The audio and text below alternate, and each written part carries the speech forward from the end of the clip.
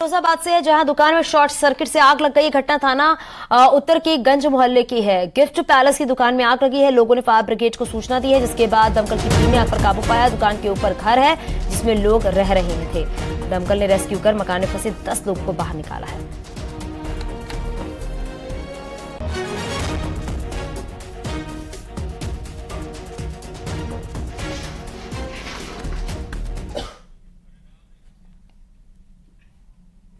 पाकिस्तान से अंजू का एक नया वीडियो सामने आया, जिसमें वो भारत की तारीफ करते हुए दिख रही है। अंजू ने यह भी कह दिया है कि वो गद्दार नहीं है।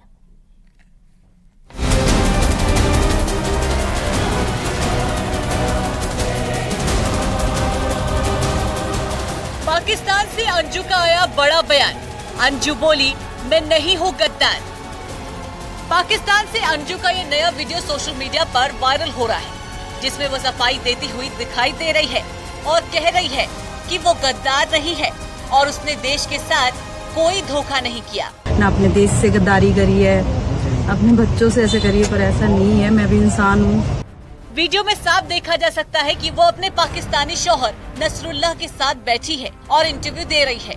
पाकिस्तानी पत्रकार को इंटरव्यू के दौरान उससे ये बात कही। अंजू का कहना है कि उसके खिलाफ काफी अफवाहें उड़ाई गयी, लेकिन उसने भारत के साथ कोई गद्दारी नहीं की। जो अफवाहें बनाई हैं निगेटिव वगैरह इस टाइप से कि मेरी एक फोटो एक वीडियो जाती है कि इसको तो कोई परवाह नहीं है। ना अपने देश से गद्दारी करी है, अपने बच्चों से ऐसे करी है, पर ऐसा नहीं है। मैं भी इंसान हूँ, ऐसी कोई बात नहीं है। सब कुछ अच्छा है, यहाँ पे लोग अच्छे हैं, बहुत प्यार से रहते हैं। यही मेरा मैसेज है सबके लिए कि प्लीज मेरे लिए थोड़ा सा पॉजिटिव सोचें, निगेटिव नहीं। मैं दुश्मन नहीं हूँ किसी की। एक बार फिर से अंजू ने भारत आने की अपनी इच्छा जाहिर की है। उसका कहना है कि वो भारत आना चाहती है, उसे अपने बच्चों से मिलना है। अंजू के इसी महीने भारत आने की बात भी चल रही है। अंजू के पाकिस्तानी रंग में रंगने के बाद कई तस्वीरें सामने आई थी, जिससे वो लगातार निशाने पर थी। अंजू ने इंटरव्यू के दौरान भारत की तारीफ भी की। यही लग रहा है कि मैं यहाँ की तारीफ कर रही हूँ, तो ऐसा नहीं है। जो है वो बता रही हूँ। और इंडिया भी खूबसूरत है अपनी जगह पे, वो सारी एक जमीन है। ये बॉर्डर ये तो बाद में हुआ है जो भी है, और वो भी अपनी जगह बहुत खूबसूरत है। और मुझे ऐसा नहीं है कि इंडिया से मुझे प्यार नहीं है, मुझे इंडिया से बहुत प्यार है और मैं इंडिया भी वापस जाऊंगी। हम अकेले भी जाएंगे, साथ में भी जाएंगे इंशाल्लाह। हाँ।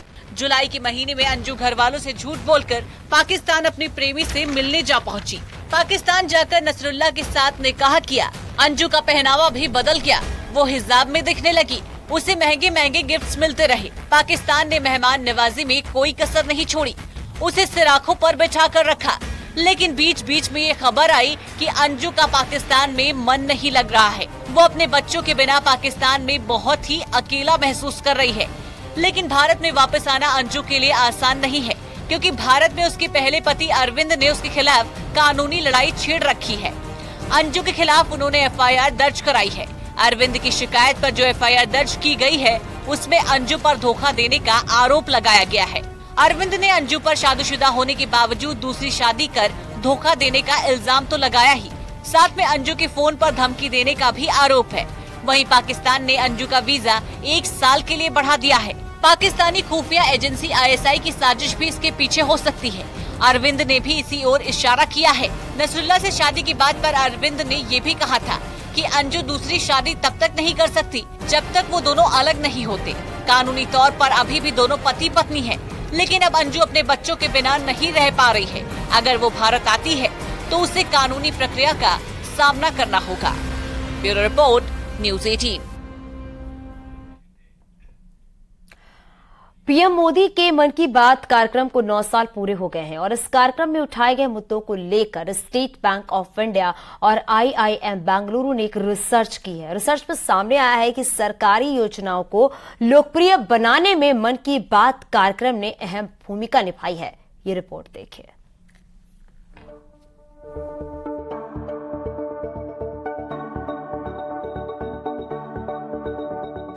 प्रधानमंत्री नरेंद्र मोदी हर महीने मन की बात करते हैं, जिसमें वो ऑल इंडिया रेडियो के माध्यम से देश की जनता को संबोधित करते हैं, देश हित और सामाजिक मुद्दों को उठाते हैं और अब मन की बात कार्यक्रम ने 9 साल पूरे कर लिए हैं।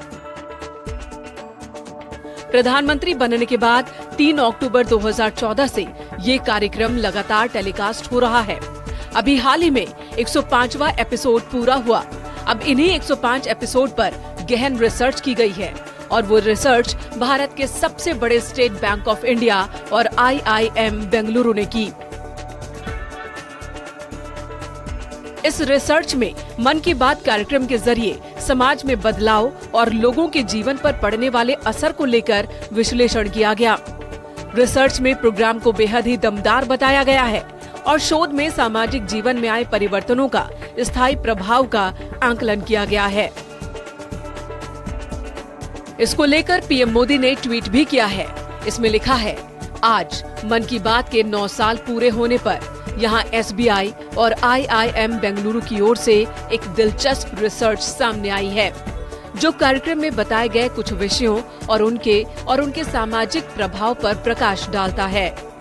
यह आश्चर्यजनक है कि कैसे हमने कार्यक्रम के जरिए कई जीवन यात्राओं और सामूहिक प्रयासों का जश्न मनाया है। ये भी सामने आया है कि मन की बात पर पीएम अगर किसी मुद्दे का जिक्र करते हैं तो उसका गूगल सर्च इंजन पर ट्रैफिक अप्रत्याशित रूप से बढ़ जाता है। इसका मतलब ये हुआ कि इंटरनेट पर इन मुद्दों की सर्चिंग ज्यादा बढ़ जाती है। इन कार्यक्रमों में बेटी बचाओ बेटी पढ़ाओ, योग, खादी, मुद्रा लोन, मिलेट यानी कि मोटे अनाज शामिल हैं। सरकार ने जनवरी 2015 में बेटी बचाओ बेटी पढ़ाओ योजना की शुरुआत की थी, जिसके बाद गूगल में इसे लोगों ने काफी सर्च किया। 14 दिसंबर 2014 को मन की बात में पीएम मोदी ने योग का जिक्र किया। इसके बाद योग का गूगल सर्च वॉल्यूम बढ़ गया। खादी की लोकप्रियता में भी मन की बात एपिसोड का अहम योगदान रहा। मन की बात के साथ खादी को काफी लोकप्रियता मिली और साथ ही बिक्री में भी बढ़ोतरी देखी गई। केंद्र सरकार ने मुद्रा लोन योजना शुरू की थी। सबसे अधिक लोकप्रियता कोविड-19 की शुरुआत के साथ मिली। मन की बात कार्यक्रम के जरिए पीएम मोदी लोगों से जुड़ते हैं, ज्वलंत मुद्दों को जनता के सामने रखते हैं।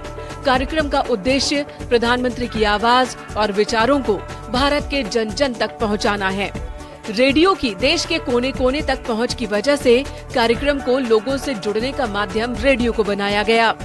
हर महीने कुछ चुनिंदा कॉल प्रसारण का हिस्सा बन जाते हैं। अब इस कार्यक्रम पर शोध कार्य भी किया जा रहा है, जो सीधे सीधे आम जनमानुष के जीवन से जुड़ा है। ऐसे में रिसर्च में ये सामने आया है कि कार्यक्रम के जरिए पीएम न केवल जनता की मन की बात सामने लाते हैं, बल्कि उनकी जिंदगी में भी काफी बदलाव आता है। 30 अप्रैल 2023 को इस कार्यक्रम का 100वां एपिसोड प्रसारित हुआ था। Bureau report, news 18। आगे भी खबरें जारी हैं, लेकिन छोटे से ब्रेक के लिए आप बने रहे न्यूज़ 18 के साथ। आप देख रहे हैं न्यूज़ 18 उत्तर प्रदेश उत्तराखंड।